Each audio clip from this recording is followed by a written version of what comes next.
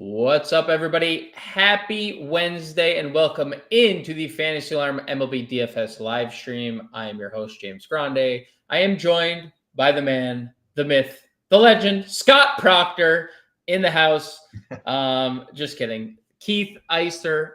You can follow Keith on Twitter at EYS819DFS. Keith, what's going on, brother? Happy Wednesday. Happy Wednesday. Yeah, not too much. Got the bullpen comp to Proctor for the late arrivals to these shows, but happy to be here, ready to break down some baseball. We got a nice little slate here. Listen, for all those that watch Joe Torre absolutely abuse Scott Proctor, because there's no way that his arm still works today. Like, he can't throw BP to his sons if he has sons or daughters. He can't throw there's no way. He's throwing lefty at this point. He was used and abused, but he was great. And that's why Joe Torre called on him every day. He got the outs needed every day. Joe was like, "Get me 2 innings." "Yes, sir." "Get me an inning." "Yes, sir." And that's Keith. He is our Scott Proctor. Randy Brown last night sucked. I mean, yeah, I guess it definitely could have. I definitely had a profitable night. I started my day with Liberatore and Chris Sale. So that was a good pairing. I had 60 fantasy points for my pitchers. So it was a good night. But you know what, Randy or Rusty? You know what the good thing is about DFS? Daily, baby. We move on to today. Goldfish memory about yesterday. And today we have a 7-game main slate on DraftKings, kicking off at 7:05, 2 games at 7. Then we have one late game. The late night hammer is Toronto, LA. It's an interesting slate. I think there's absolutely mispriced arms. One particular ludicrously priced arm, and we'll get to him in a little bit. There is some really good bats. It is a Coors slate. It is a Tampa Bay minor league two Yankee stadiums in one night, because George Steinbrenner Field, for those just tuning in, is the exact dimensions as Yankee Stadium is. So a lot to discuss. If you're new to the show, we do go position by position. So we'll start with pitcher. And if you are new to the show, please hit the like button, subscribe to the channel. We go live Monday through Friday, 5 p.m. Eastern. Granted, baseball's a little different with the usually Thursday afternoon slates. So, TBD on the afternoon lives, but Monday through Friday with the live at 5. And then, we always have the preview show as well. Keith, with all my rambling aside, you ready to get into pitcher? Let's do it. Got some good names to talk about. Good names to talk about. Before we do, there is some weather. Sorry, weather. We got to just mention it. Chicago, Kansas City, our good friend Kevin Roth over at Roto Grinders did update some weather recently. Chicago, Kansas City looks like it's better than it was earlier today. There will be rain, so that is a little bit of a concern. Some rain in Colorado once again. There was rain yesterday. That got completely washed out, but everything else looks fine, unless we hear otherwise from the weather guru himself. Shout out to Kevin Roth. He does great things over there. Pitching, as you mentioned, good names.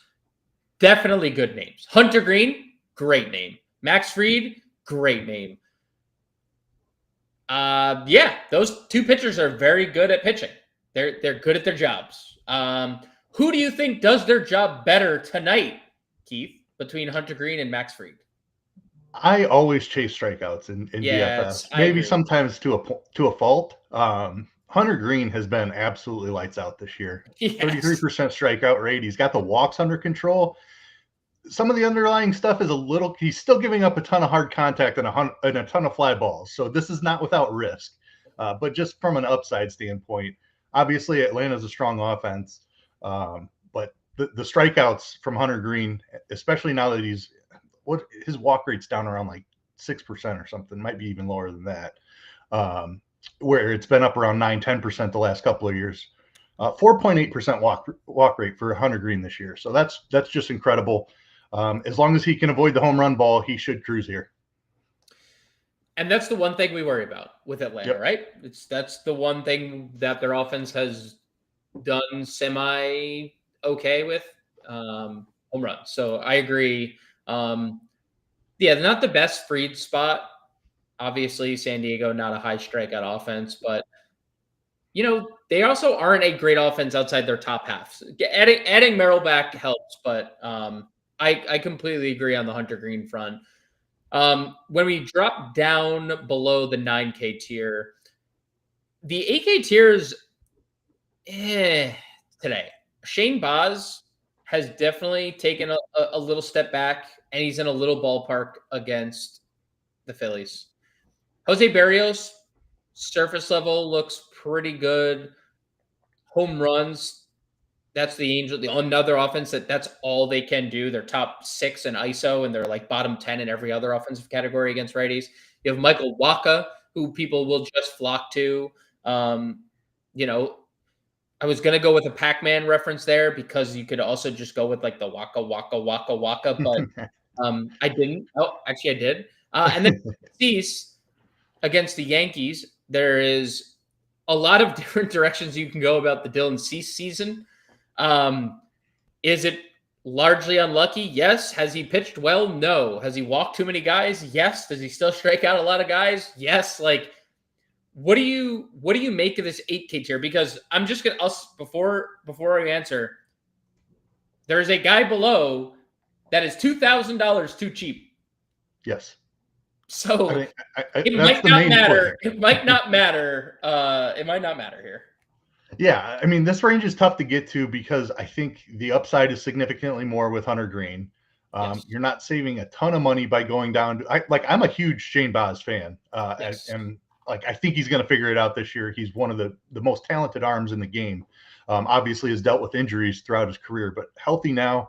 Expect him to take a nice step forward this season and ultimately be a really good starter with a ton of strikeout upside too. So a guy that I play a ton in DFS, I would have interest on a different slate, despite the tough matchup in the small ballpark. But because we do have underpriced pitching down there in the 7Ks, there's one obvious one. I have interest in another name right next to him there. I'm not really getting to this range very much. Wacha is fine just because of the matchup, especially if the weather is clear now. But again, it's more of a give me 7 innings, a run or two, maybe 4 or 5 strikeouts type of thing, rather than this guy's going to go out there and dominate like Hunter Green would. Dylan Cease is an interesting case because he is formerly a guy that we've had no trouble paying 9, even 10K for, right, because of those elite strikeouts. Right. The strikeout rate is down a little bit this year, 25.5%. It was up at 29% last year. Swinging strikes still look pretty strong, though, at 13.4%.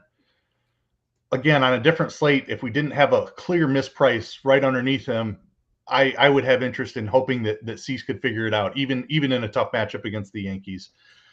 Given that it is the Yankees, who are one of the best offenses in baseball in Yankee Stadium, I don't feel the need to go there a ton today. This is the pitcher we are alluding to. Christopher Sanchez, $7,500. We talked about the small ballpark, but this guy does not the balls are not lifted against Christopher Sanchez. He is the definition of a ground baller, and the strikeouts have obviously taken a leap. The Mets start withstanding, that was the one where he weirdly left with forearm issues, and I was like, oh no. And then he comes out his next start, no signs of issues really for Christopher Sanchez. And Tampa Bay can't hit they cannot hit lefties. It's a lefty laden lineup that benches all their good players when a lefty is on the mound. It's shocking.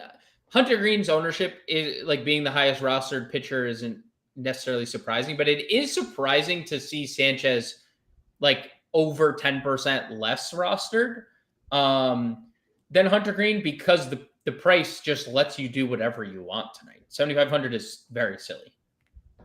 Yeah, I completely agree. $2,000 underpriced, like you said. Tampa Bay has been brutal against lefties.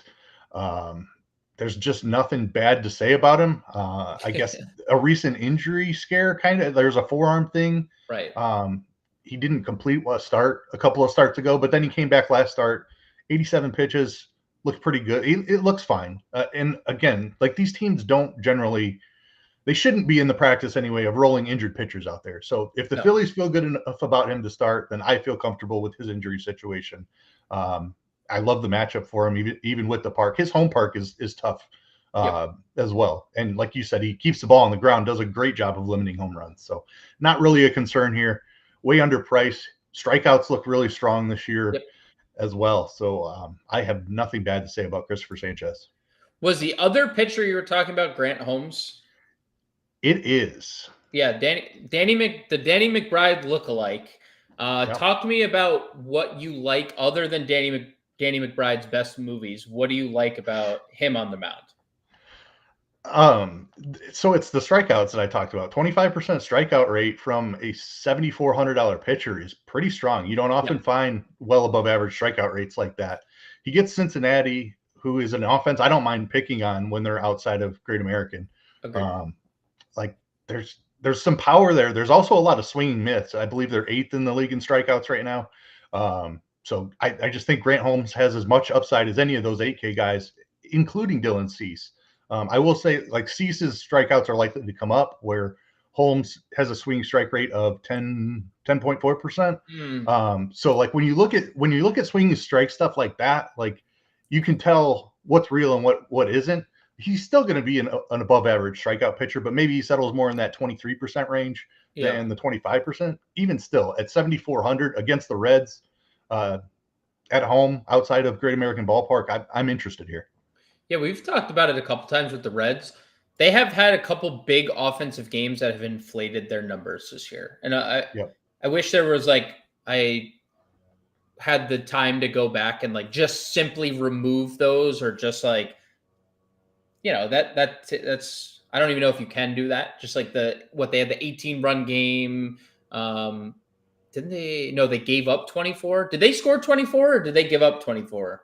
They've scored. If they haven't scored 20 plus, they've come close a couple of times. I know that. I remember it was the Nolvi 8-run game and the Austin Wins 8 RBI game where they they were duking out to see who could have the first race to 10 RBI. Not apples to apples, but we just saw AJ Smith-Shawver and Chris Sale in back-to-back nights absolutely shove against this offense. So super high ceiling, super low floor offense. I'm willing to attack it. Is there anything else?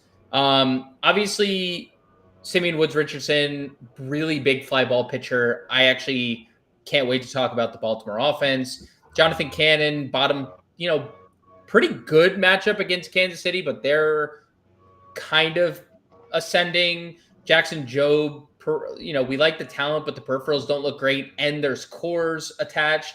Same with Dollander. We like the talent. The numbers against lefties this year look terrible, and he's in cores against a lefty-heavy lineup. Is there anything else? Because we have Christopher Sanchez so far underpriced, and I'm going to have so much invested there, I don't need anything else down here. On a different slate, I would be making a case for Chase Dollander. The strikeout stuff is there, even in Coors. Yes. He dominated the Braves last time out. He only came out of that start because he broke a fingernail. Yep. He looked really good in that start. I'm not necessarily I know Detroit's been really good, but I'm not terrified of their offense by any means. It's not the slate for it, but he has been pretty solid here. He's one of the top pitching prospects in all of baseball. Jobe is even better. These are two of the very best pitching prospects in all of baseball. Jobe has struggled with his command, so I'm less likely to go there. Bad command in Coors Field can get you in trouble in a hurry. So I know it's the Rockies. That's the better matchup. But if I was picking one of these elite young arms in tough spots today, it would be Dollander over Jobe for me, actually. I agree if I'm picking between them. But we have the numbers. The numbers look really scary to me. When you mentioned Detroit's offense not overly scary, they are pretty. 10th in OPS, 8th in WOBA, 12th in ISO against right-handed pitching this year, and we know how many lefties they're going to have. It's a 25 inning sample. Obviously, it's not a lot. lefties have a 313 ISO, 338 expected ISO, 395 WOBA, 403 expected WOBA, and the strikeout rate's way down against lefties. So that would be my only pause for the Dollander call. And obviously, like, he's that plus the lefty heavy lineup plus cores, not exactly a recipe for success. Not that you're like sitting here saying like I'm playing them, because you've already said it. Christopher Sanchez is too cheap, so it doesn't matter. But if you're looking for cheaper, Dollander is the guy. It sounds like there's an airplane possibly flying over your house right now. Yeah, it's landscaping. Sorry, I didn't know if you could hear that, but yeah, there's a lawnmower or a weed eater going, something going around right outside my window. Awesome. It happens to me. I'll mute while you're talking. It happens to me all the time. Like, it's like always during the show, I'm like, it's 5, guys. It's 5. I'm Eastern. It's 5 p.m. We could do this earlier. I promise you we can. Let's go to catcher, where catcher is catcher. Dingler priced up because cores. We have Tyler Stevenson priced up for no reason at all. Rutschman hitting from the worst side of his split. That would be the one guy I wish was hitting in a different spot, because I love Baltimore lefties here. Goodman's 42, Salvi 40. Is there anything that you want to spend up on catcher, or is it just a value tier, a value position today? I think value for the most part. Goodman, I have some interest in just because he's in cores. Dingler's, he's just overpriced, and you talked about the lefties for Detroit. That's really what I want to target. Rutschman is fine, but he just doesn't have as much power from the side. So I don't think he's quite worth the price unless he's facing a lefty. I think going down a little bit is the way to go. Would you give Austin Wells a look hitting third tonight? Yeah, it gets a tough matchup against Cease. Obviously, a lot of strikeout risk, but Cease can give up some fly balls and some home runs. So I don't mind that. I think Salvador Perez would be my preferred option with his matchup against Jonathan Gannon. Yeah, he's the most popular. That also factors in that he's first base eligible. So you're getting the ownership pulled for both. But he's been great. And, we had talked about it a lot. He was one of the most unlucky, if not the most unlucky player in baseball over the first month of the year. Like, all the expected numbers were the highest discrepancy between what they actually were versus the expected stuff. And now you're seeing it. Last 10 games, 378, 1,000 OPS. And that's kind of what the Royals have been in general, right? Like, all their bats are coming alive at the same time. Ryan Jeffers, $3,800 against Charlie Morton. We have Romuto in a small ballpark. He's starting to wake up. Kirk gets the lefty. Jansen hitting fourth. Anything there stand out? The Perez, Goodman, Rutschman trio are the most popular of the day. Kirk is your next highest rostered player, projected to hit 6th today. I don't think we've gotten a Toronto lineup yet. Let's see. Have we gotten no, we haven't gotten a lineup yet. Anything specific you want to highlight? Yeah, I don't love the ownership for Alejandro Kirk, but he is the guy that stands out down here. I certainly understand why ownership is congregating there. I don't think it's crazy to just punt it off with somebody like Luke Molly in a good matchup. You get away from a ton of that Sal Perez ownership. So especially in a Royal stack, I don't hate doing something like that. Am I missing something? What's his name? Did they get rid of? Did they get rid of me? They didn't get rid of him. He might have went on the IL. I'm not sure. You know what? He got hurt the other day, didn't he? Yeah. He got hurt the other day. Taking a seat Wednesday. I don't see anything about it. I don't know. So they're just carrying 3 catchers apparently. That's what I was wondering. Like, are they playing 3 catchers? Okay. Sure. I don't mind it either. I think Molly's fine. Martin Maldonado has always hit lefties well, even though this is not the lefty you want to target. Any Matt Tice love hitting 4th, $3,000 against Waka Waka Waka Waka? Certainly no love, but fine. Like you can always punt catcher. That's kind of my stance. And he's not a pure punt by any means. Yeah. But cheap enough where you can go there, sure. I like the yeah, it's a good point, not a punt. First base, we go. Bryce Harper, $5,500. Torkelson, the lineup just came out. Spencer Torkelson hitting 5th for the Tigers tonight. Ben Rice leading off.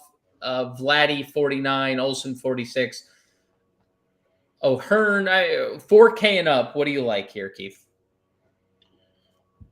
I mean, you can always play guys like Harper and Vlad. Vlad in particular, love the matchup for him. Yes. Kikuchi is a guy. He's a talented pitcher, but he's also a pitcher who gives up fly balls and hard contact. So yes, power hitters like Vlad are great to target, especially when they have ground ball problems and they're facing fly ball pitchers like Vlad is today. So this matchup for Vlad just screams like a great spot. Ben Rice, I don't mind targeting anytime. This a lefty in Yankee Stadium. Yep. Certainly fine there. Torkelson, I think Dollander has real skills against righties. So I'm a little bit down on Detroit righties compared to the field, probably. Torkelson's been incredible this year. Shout out to him. Looking like he was going to kind of bust out as a former top overall pick, but has really turned it around, but got his career back on track. So shout out to him. He's not one of my favorite Tigers today. We'll talk about some lefties later that certainly are. I think going down to Ryan O'Hearn is my favorite angle, though. It looks really good, dude. This spot for Baltimore looks really good. They're lower owned than I thought they would be. And I don't know if people are not like hip to the Woods Richardson stuff. Lefties are killing him this year. 200 ISO, 250 expected ISO, 403 WOBA. And Baltimore also, like O'Hearn included, against right-handers, 6th in OPS, 2nd in ISO, 7th in WOBA. And the Simeon Woods Richardson thing, he has a 53% fly ball rate, too. Like, we're talking about a guy who doesn't really miss bats and just allows a lot of fly balls. And you're going up against the team ranking 2nd in isolated power against right-handed pitching. It's a recipe for a really bad outing. Couple that with they have a good end of bullpen, but like kind of shaky bullpen other than like Jackson and Duran, but even those guys have not been perfect this year.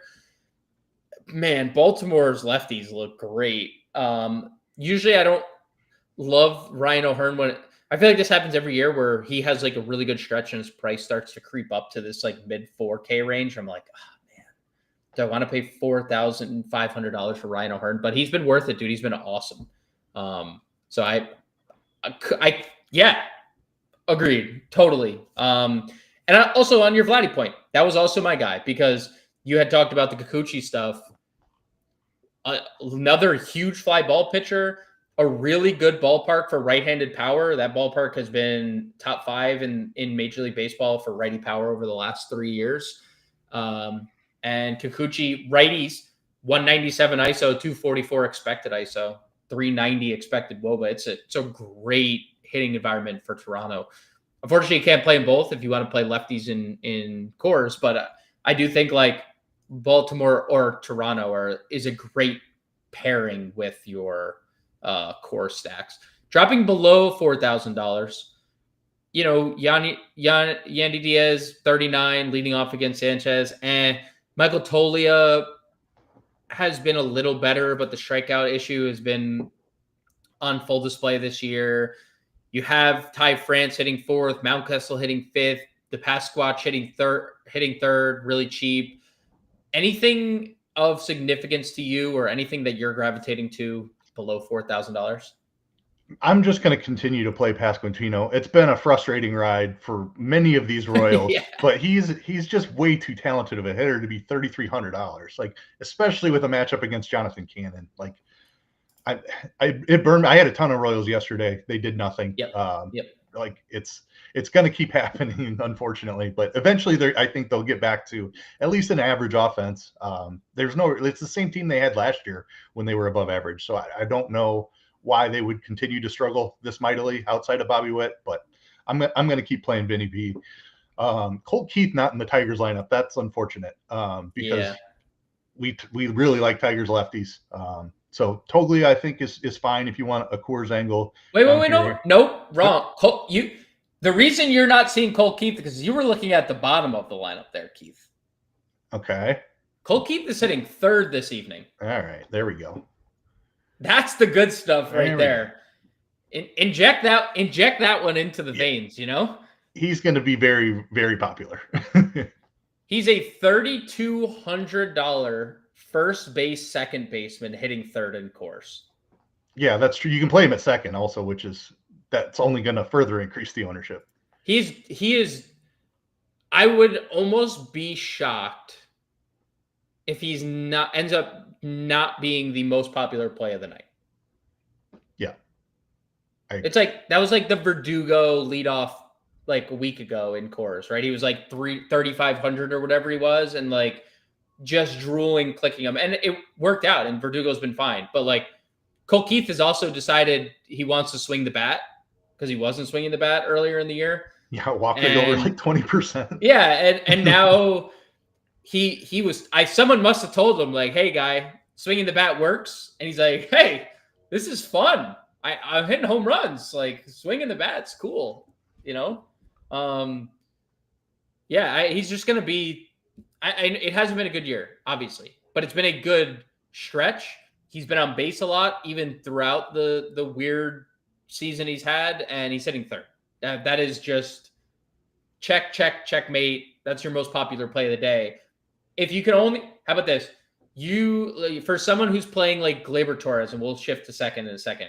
Someone who's playing Gleyber at second tonight, because Gleyber is hitting second, I believe, right in front of Colt Keith. You can only play one of Pasquatch or Colt Keith. Large field GPP. Oh man, I mean, so you're telling me I can't play Keith at second because I'm playing Gleyber? Yeah, because this Timmy has Gleyber at second.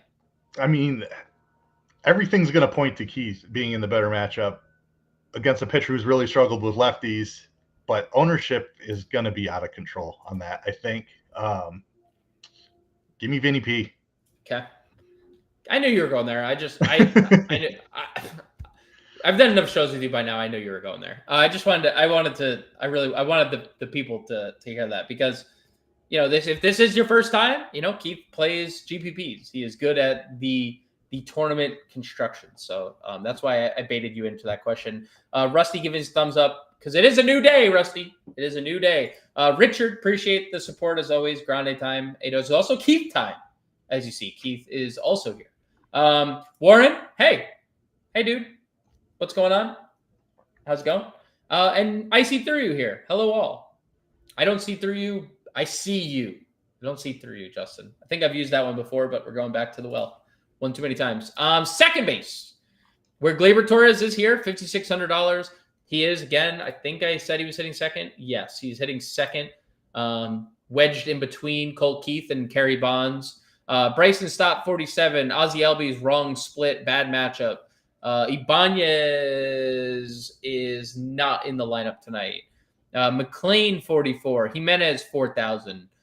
Is this tier Gleyber or bust, or do you have a different perspective on that? I don't really have a pivot in this tier, but Gleyber is not one of my favorite Tigers. He's very expensive, and he hits from the wrong side of the plate that I'm interested in attacking Dollander with. So he's going to be also extremely popular because the position is so weak. Maybe a ton of that ownership shifts to Colt Keith now, and Gleyber's ownership comes down a little bit. But him and Torkelson, I think they're going to have just as much ownership as their teammates, and just given their pricing, I'm going to be underweight on them. Yeah, and like previously, just was when I was looking at it, it was Gleyber and Ibanez were getting all the ownership. Obviously, the Ibanez ownership is gone because he's not playing today. But Gleyber is significantly higher owned than everyone else, and I don't disagree with you. Like he's been really good for Detroit. He looks like a couple years ago Gleyber when he was tormenting the Orioles. He had like 12 home runs against the Orioles that one random year where he hit 30 bombs. But he's been really good against left-handed pitching, not so much against righties. So because of that, and we'll exclude Colt Keith. I think that's blatantly the plug and play here. Like it's just plug Colt Keith into second and kind of move on. If you weren't doing that though, what else? Because I do think that dude, Jackson Holliday looks really good as a pivot away from Colt Keith at 35. Yeah, there's actually a couple of cheap second basemen that I really like, which is why I don't have a ton of interest in going up for any of the other guys, especially if they're getting ownership like Glaber. I love the Jackson Holliday shout out. That's definitely a name I have highlighted up at the 6 hole today. You touched on Woods Richardson's struggles, so I am totally with you on Jackson Holliday. The Tigers guys, I think, the Twins guys, I think you can go to again. They're still really, really cheap. Charlie Morton is a shell of what he has been. Willie Castro and Brooks Lee both have second base, third base eligibility in the 3Ks. So I'm perfectly fine pivoting to Twins as well. There's also a third Twins second baseman, son of Roger. Yeah, I don't know if he's very good at baseball though. No. Congrats for being made by Roger Clemens and his his mother, but you're definitely not Roger. I agree. I think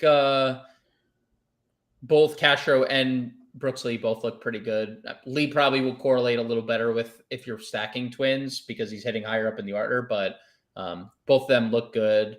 I don't think there's anything else. I'm not playing Curtis Mead. You cannot make me. And I'm also probably not playing Michael Massey. You can't make me. You can't make me. I'm much more of a believer in Michael Massey than you are. I love this matchup for the Royals today. So I will have some Michael Massey. Listen, if you heard our shows like the last 2 years, you would hear me talk differently about Michael Massey. I was playing him every day. Not this year. This guy has not been good. And there's nothing suggesting that turnaround's coming. That's the part that I like. When I look at a player struggling, I look at someone and I'll be like, there's obviously some stuff going on. All the expected numbers are great. His hard hit contact rate is great.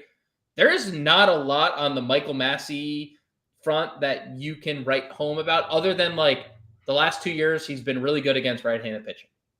But nothing that suggests a month into the year this year tells me differently. But I could be wrong. I could be wrong. I hear what you're saying, and I love looking at the underlying stuff, the StatCast data and all that. But did he suddenly just lose his ability to hit? Like, if he was on the wrong side of the age curve or something like that, maybe his bat speed was declining. I could get on board with that. He's like 24 years old. He should be improving. No, I think he's 27, and that's I'm not saying that's like he's in his prime. Like 27, you're still in your prime. I'm just saying I also thought that when I started my thoughts on Michael Massey. No, my friend, as Lee Corso would say. He is actually 27. All right, a little older than I thought. So maybe not as much development coming, but still, like he's been fine the last 2 years, especially for $2,400. 1% walk rate this year. Yeah, that's not great. What 1%? That just tells me he's not seeing the baseball very well at all. Like he's pressing for one, he's swinging way too much, and he's not seeing anything. Yeah, like the strikeout rate's good. He doesn't strike out. Everything's in play. Like 23% hard hit rate this year compared to 33 last year. Like there's nothing hard. He is hitting a lot of fly balls, but like I just on this slate, like I get it. If you're playing a Royal stack, he's hitting in the middle of it. Like it's not a bad play. He's really cheap. It's the same discussion we've had about the Royals for the last 2 weeks, right? It's like Royals are really cheap. They've constantly been in good matchups. He continues to hit in like primary spots in the lineup. He's only plays a premium position. And that's why I play him all the time. Right. Yeah, it's a bad position. Yeah. There is good value today. That would be my counter to playing him. No. Give me Jackson Holliday 7 times out of 10 probably, but right. I will sprinkle in some Massey too. Okay. Let's go to third. Before we do, Icy Tears just laughing to himself. Weirdo. Just laughing to yourself, dude. Just kidding. I know you were laughing at my bad joke. Holiday is a lock. Hey, I don't disagree. If you're playing Orioles, he fits that stack quite well. Do we like Angels? Well, we'll say that for the outfield because that's probably the only or short. We'll save it for short because there's a good shortstop they have. Third base. Machado, Riley, Royce Lewis, Caminero, Garcia. Who do you like of that tier? Tough matchups at the top here with Machado and Riley. So yeah, Royce Lewis, he's down in the 7 hole today. That's fine by me. This guy, we've seen hit a ton of home runs when he's been on the field. Hasn't been on the field very much, but when he's on the field, that's the key. That's the key. On the field he has not done a lot of it. But he's in the lineup today. He might leave. He might pull his hamstring after he crushes a double in the gap, or hopefully he just hits it out of the park and he can jog and he doesn't have to worry about that hamstring. But Royce Lewis is supremely talented, so I love him against Charlie Morton. Let's see. I don't really love anything. Michael Garcia is another Royal. I like their matchup today. He had some speed as well. He's hitting leadoff, so certainly don't mind Michael Garcia. We talked about the Tigers guys already. That's a good change for Garcia, by the way. Sorry to cut you off. That's the leadoff. Yep. This is the version of leadoff hitter where we wish we combine this. Like we could combine this year's version with last year's leadoff hitter because he hit leadoff for most of the year and he just wasn't this good. And now he's this good. So this is exactly what we were hoping for from Michael Garcia, right? Leadoff, speed, some power. See, this is the Royal I can get. This is a Royal I can get on board with. Him, Bobby, 1-2 mini stack. I would love that. Yep. I'm totally in on that.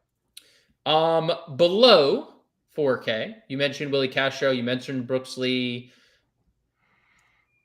Not exactly the best third base values spot of the day. There's obviously a Tiger we can touch on. Actually, Chase Young not in the lineup. And no Zach McKinstry third base eligibility, as Warren alluded to here on DraftKings. That kind of stinks because guess what, Keith?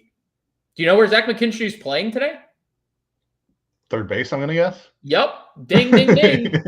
Do you know when the next time the Dodgers are on a slate, do you know what eligibility Shohei Ohtani is going to have? First base outfield. Do you know how many times Shohei Ohtani's played first base in his career? 0. Yeah, so I just thought I'd add that nugget in there. Anything else at third that really, catches your interest? Ryan McMahon in course. Again, I think Job is going to figure it out eventually, but he hasn't really quite yet. So I have some interest in Rockies, even though they're not very good. The ballpark does help there if they can get some extra traffic on the bases because of Job's control problems. They look pretty good. Outside of that, there's not really anything I'm loving. Let's see if ownership is on Michael Garcia and Ryan McMahon. Only two getting double-digit ownership. No one else has any idea what to do with this position because it's... Give me the spend up to Royce Lewis. I don't care that he's hitting 7th. I agree. I mean, dude, I promise you, I will not stop you from playing guys against Charlie Morton. I promise you. If you have a friend in your life trying to tell you not to play Twins against Charlie Morton, they're not a friend. That's not a friend, Keith. That's someone who wants to see you fail, and I don't want to see you fail. I want to see you win. That was my best DJ Khaled impersonation. I don't know. During the COVID, DJ Khaled days took over my life. I don't know. That one went over my head. Sorry, I wasn't with you there. Okay, it's okay. I'm gonna ignore Chris's boneless wings comment because, I'll just ask you straight, okay? Are boneless wings, or are they chicken nuggets? Chicken nuggets, 100%. Thank you. Okay, we can continue with the show. Thank you. I just wanted to. There's no such thing as a boneless wing. They're chicken nuggets. I mean, what are we doing here? They're made of chicken breast meat. It's not a wing at all by any means. What, Chris? Thank you. Chris does fantastic work in the hockey streets. He has his own podcast. He does the NHL DFS content at Fantasy Alarm. But he has terrible terrible opinions on chicken wings. That's all. Bone-in wings are phenomenal, by the way. Agreed. And flats over drumsticks. Yes, sir. Okay. We're totally in line here. This is great. It's a great day to be great here, Keith. We're gonna have a day. Jorge Polanco's hitting righty again. Everything's going good. Everything's right in the world. Shortstop. Our good friends, John's good friends, I should say. Ellie, Bobby, Gunnar, Trey, all the first names of players. How about this? Let's do an exercise. This is my favorite exercise. Rank the top 4 for tournaments today. That's not a fair proposition. With it's my not. Two favorites. It's not. No, it's not. But I'm the host.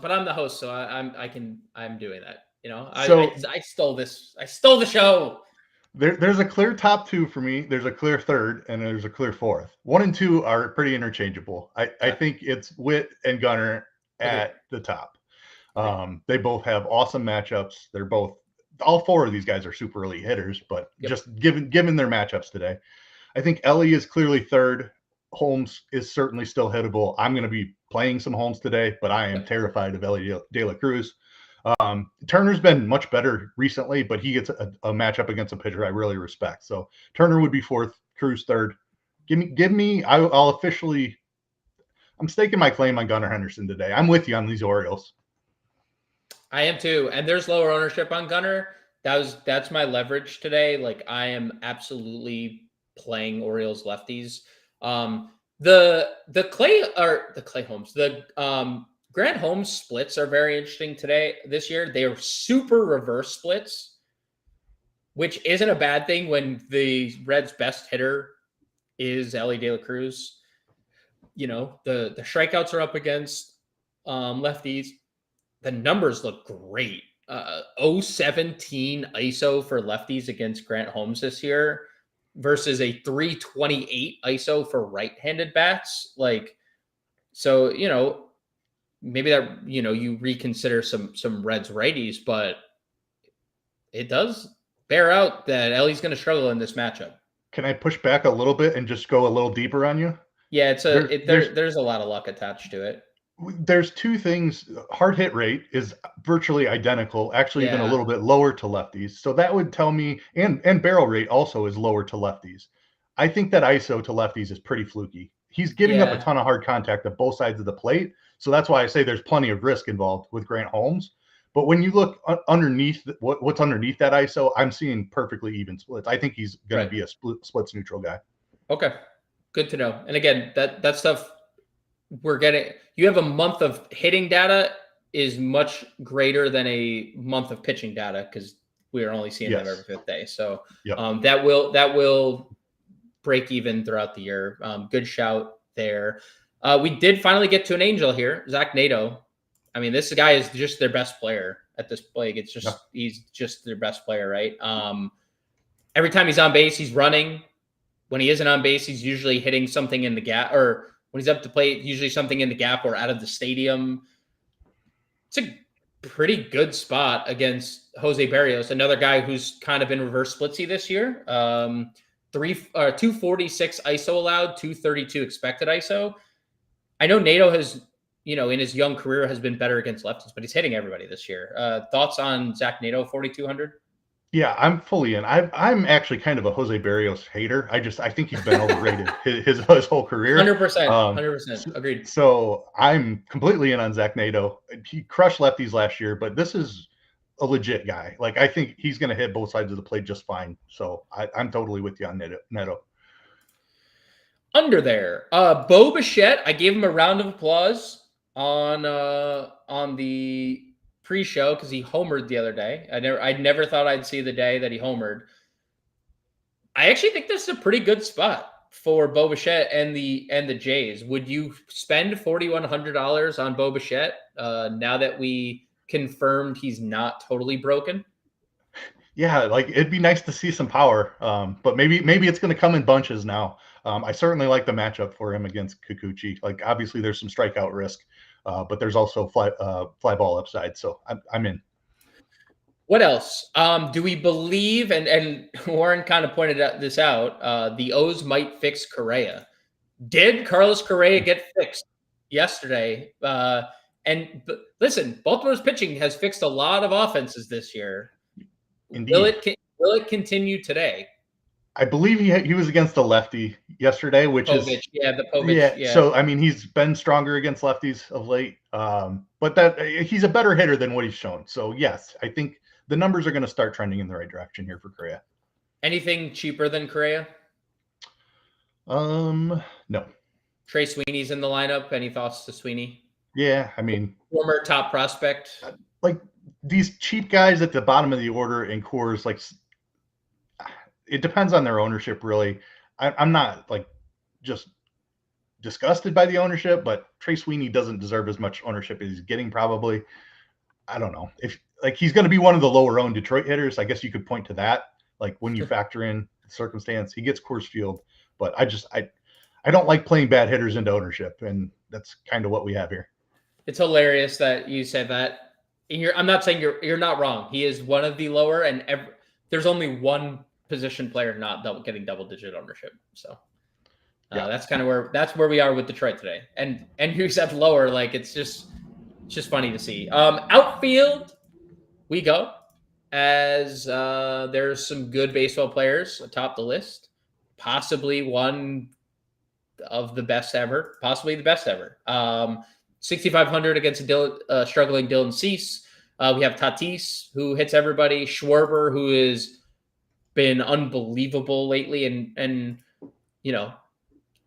streaky Kyle Schwarber is like one of the scariest hitters in baseball in a small ballpark.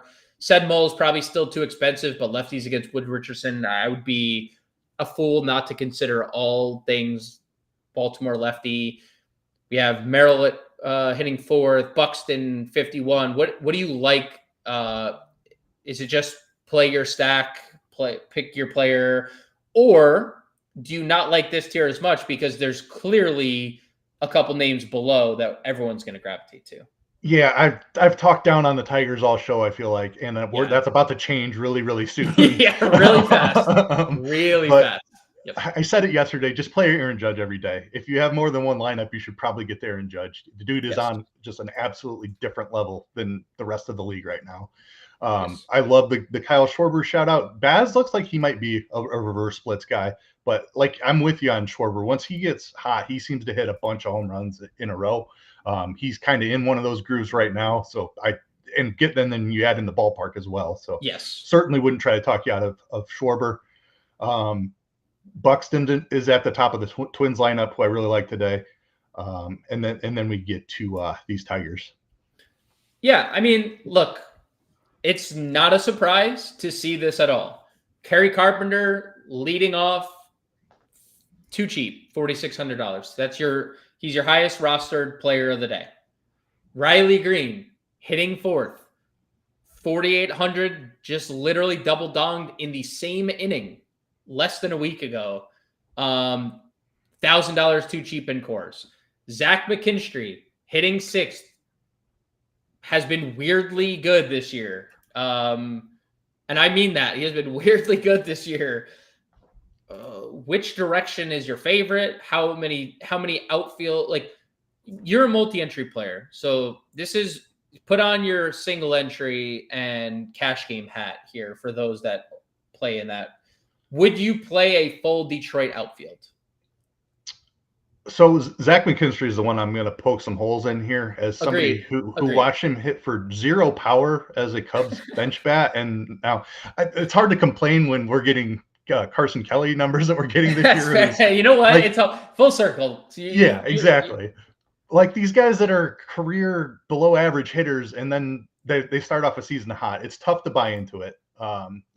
Unless StatCast data looks incredible, and admittedly, I haven't checked McKinstry's StatCast recently, but he's just not on the same tier of hitter as Riley Green and Kerry Carpenter. So it's very clearly those are the top two for me, with McKinstry lagging significantly behind.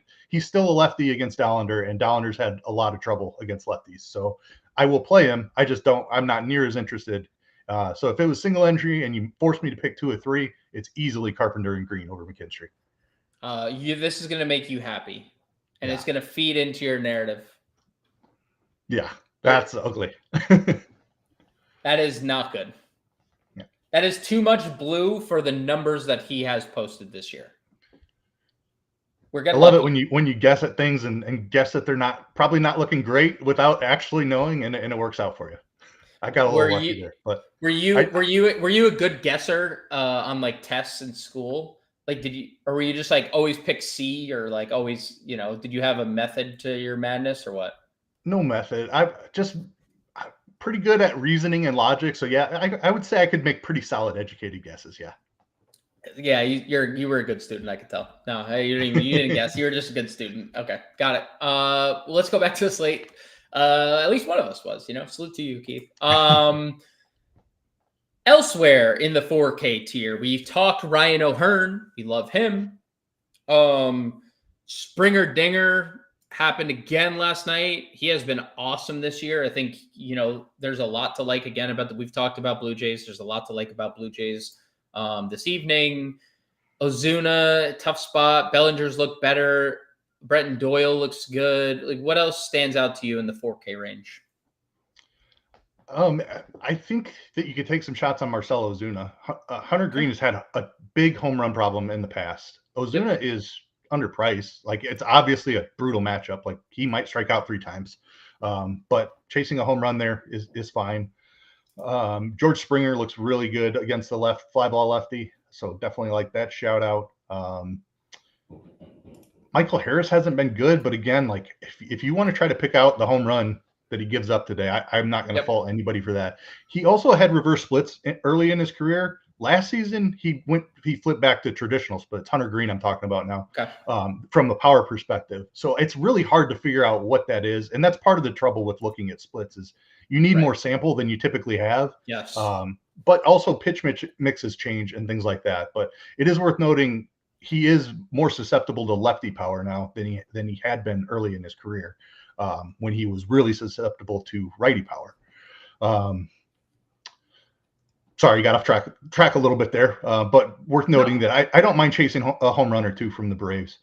Javi Baez has been much better. He's down in the 9 hole again. Like most of the Tigers are going to be high owned. Baez probably doesn't because he's buried in the order, and he's been much better this season. Yeah, I'm a hater. You won't hear this Cubs fan talk ill will. I know. El Mago. Yeah, I'm a hater. I'm sorry.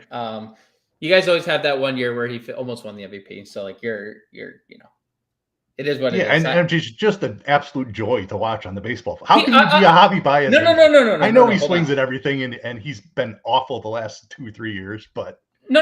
I like him. I like the player. Like he's fun. I'm not. Yeah. He's a fun player. Nothing he's doing to me right now is real.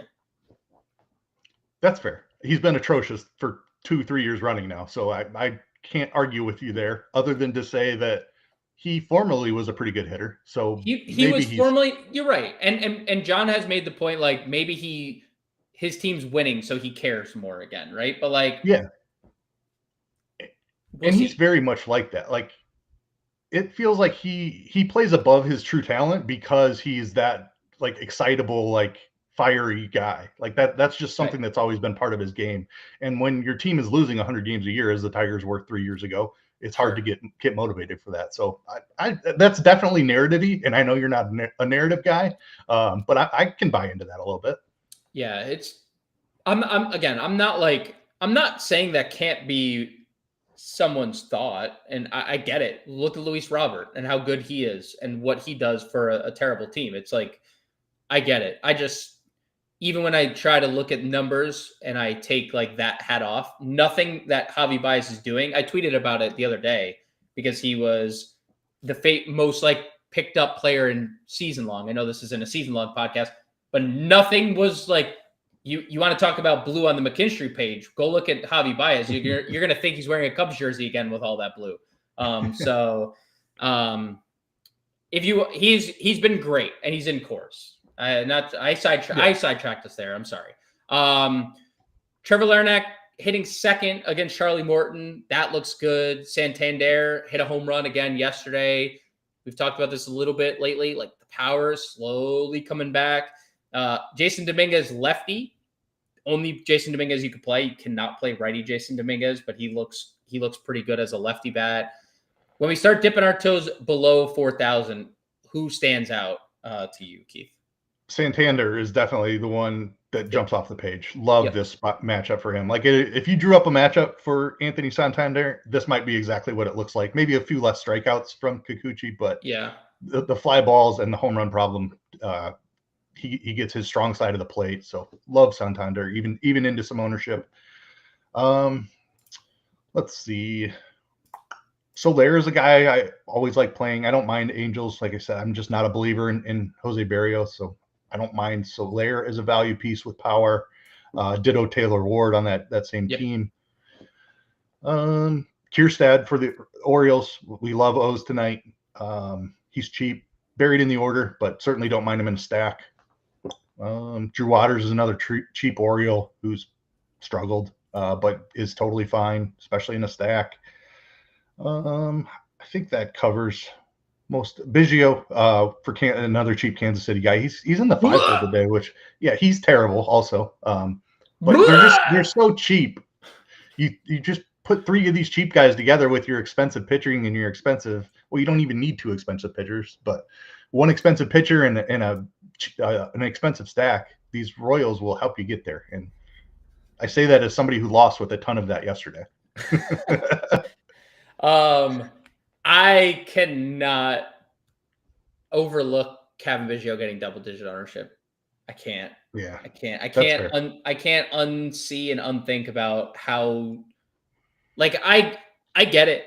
If he has a 0, it doesn't matter in the grand scheme of things. It's $2,300. Like if he does anything productive, then you win. But I don't think we have to go there on this slate. Like it doesn't. I think there's no pitcher over $10,000 on DraftKings. There's no Detroit isn't even that expensive in core, so it doesn't feel necessary to me.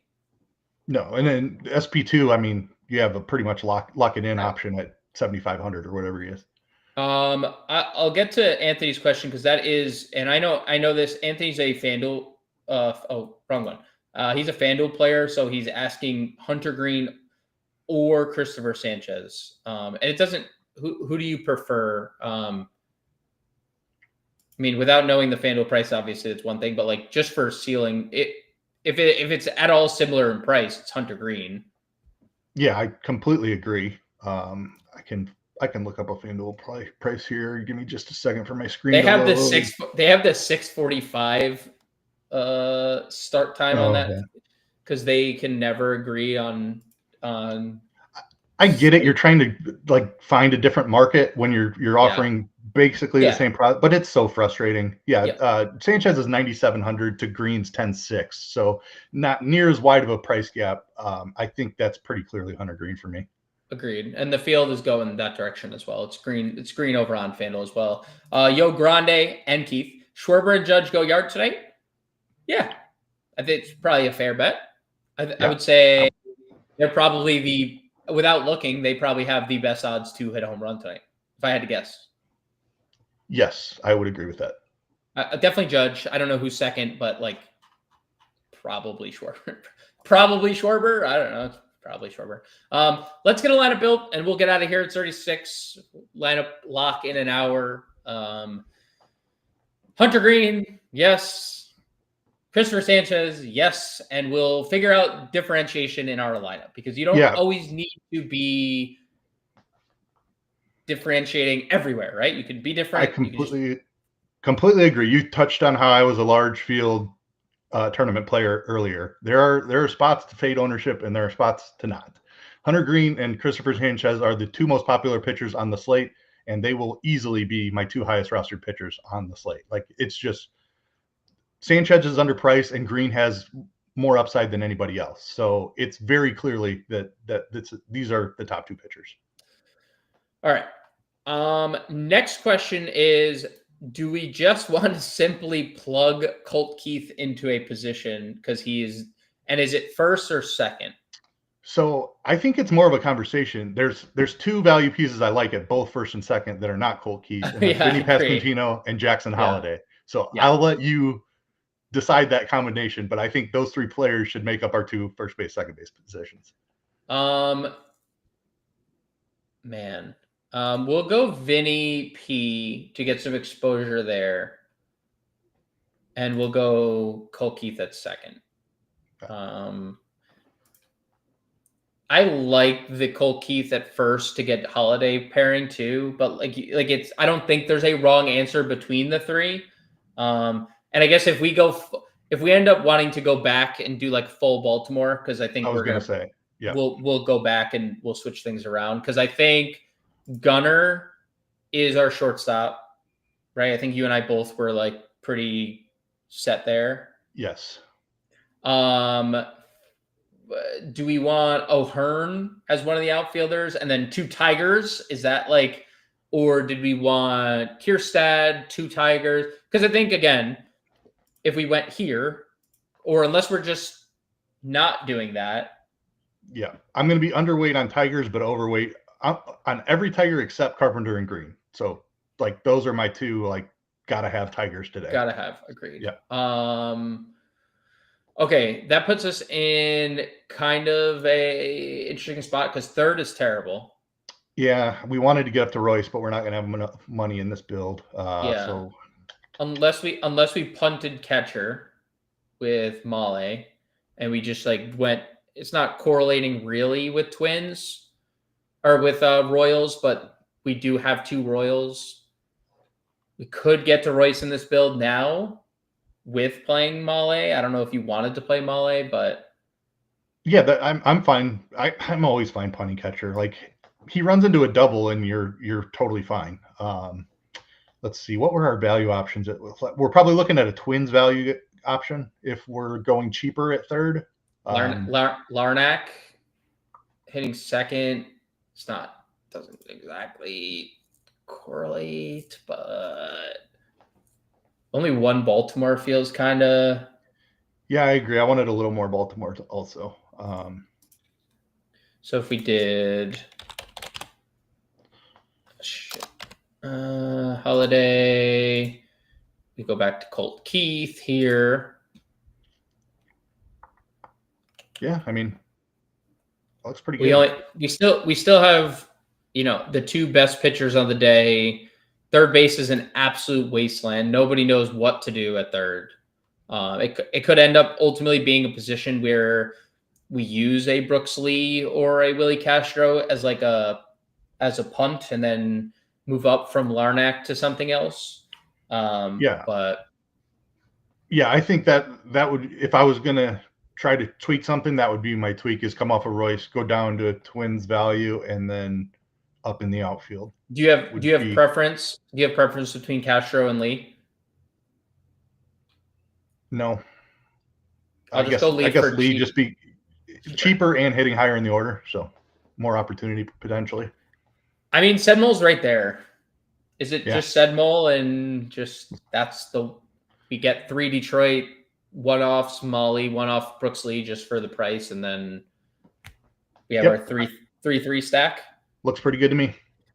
Hunter Green, Christopher Sanchez, Luke Male, Colt Keith, Jackson Holiday, Brooks Lee, Gunnar Henderson, Kerry Bonds, Riley Green, Cedric Mullins. $300 left over. Again, example lineup for the folks at home. Big shout out to Keith. Big shout out to the FA Nation. If you don't already, please follow the YouTube channel, hit the like button, subscribe to the channel. We go live every Monday through Friday, 5 p.m. Eastern, if there is a slate presented. And we do the pre-show every night before. We'll be back with the pre-show tomorrow morning.